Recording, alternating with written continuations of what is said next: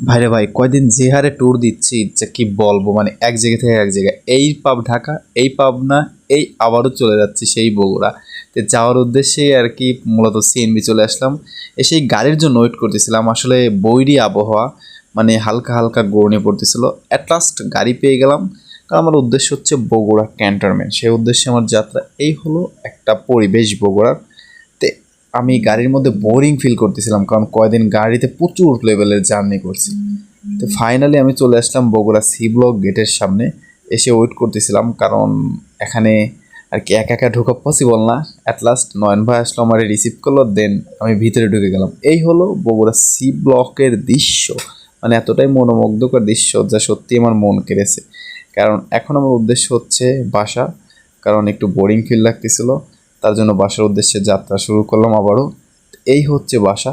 তেমন চলে আসলাম বাসার উদ্দেশ্যে। সবাই ভালো থাকবেন, সুস্থ থাকবেন, আল্লাহ হাফেজ।